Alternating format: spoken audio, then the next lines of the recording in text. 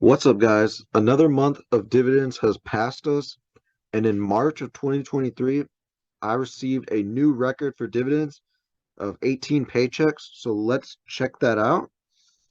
As you can see, I have $50,492 in my portfolio, and on March 1st, I received $5.43 from American Waterworks, and I have $1,200, 8.28 shares at an average price of $155.10. Next up, on March 3rd, I received $12.85 from Pfizer. This puts me at $18.28 for the month. And I have almost $1,300 in Pfizer, 31.34 shares at an average price of $35.65. Next up, on March 6th, I received two dividends, $25.87 from JEPI and $15.54 from SO, and this puts me at $59.69. I have a little over $3,400 in JEPI. That's 62.92 shares at an average price of $59.18. And then I have just under $1,600 in the Southern Company with 22.85 shares at an average price of $57.14. So next up, on the 7th, I received $5.85 from Johnson & Johnson, putting me at $65.54 for the month. And I have just over $800 with 5.17 shares for an average price of $144.14. And then next up, on the 9th, I have Microsoft with $3.45, putting me at $68.99 for the month.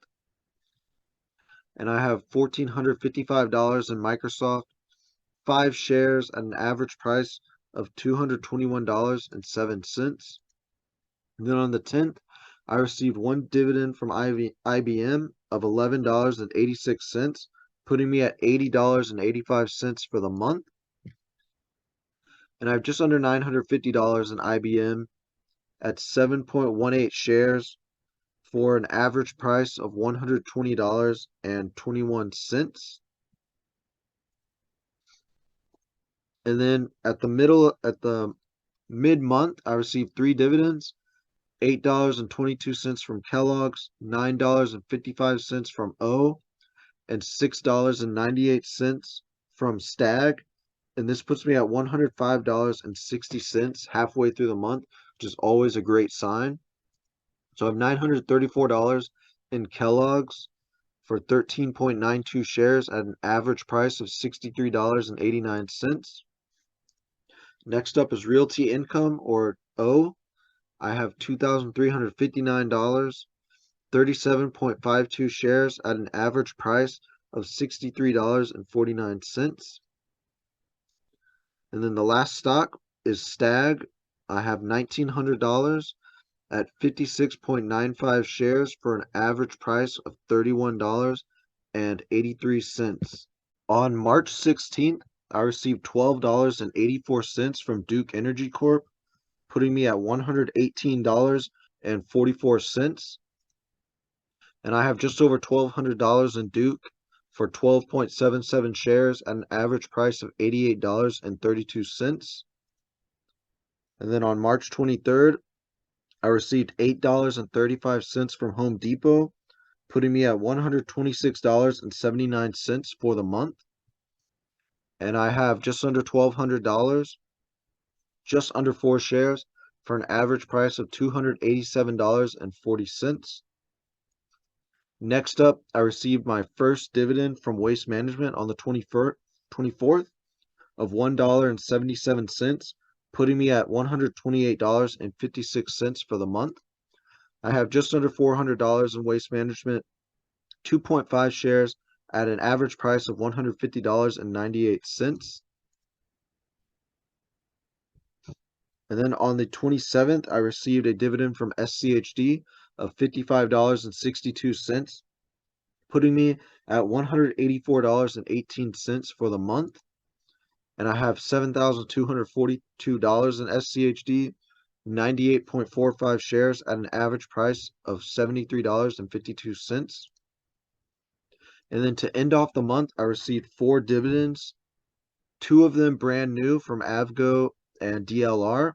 But starting at BST, I received $25.01, $4.83 from Broadcom, $22.82 from DLR, and then $8.06 from Pepsi.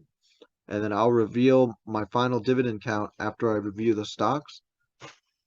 So I have $674.99 in Broadcom for 1.05 shares at an average price of $615.73. I have just under $1,300 in Pepsi for 7 shares at an average price of $142.52. I have $3,200 in BST, 100 shares at an average price of $35.22. And then last up is Digital Realty Trust, $1,745, 18.7 shares at an average price of $103.92.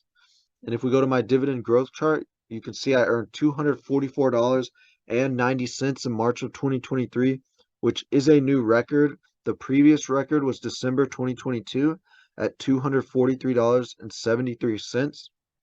Now, if we go to this number, we take my dividend income divided by 160 hours in a month, and I would have earned $1.53 if I only received dividend income.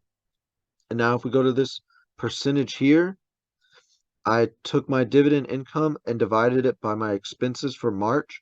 I actually spent a lot of money in March. However, despite that, my dividend still would have paid for 10.38% of my expenses, which is awesome to see. And then this green bar right here represents my total dividend income for the year. However, in the first quarter, I received $570.92. And then when you divide that by 3, you get an average dividend income every month of $190.31. So I am on track to surpass my dividend income for 2022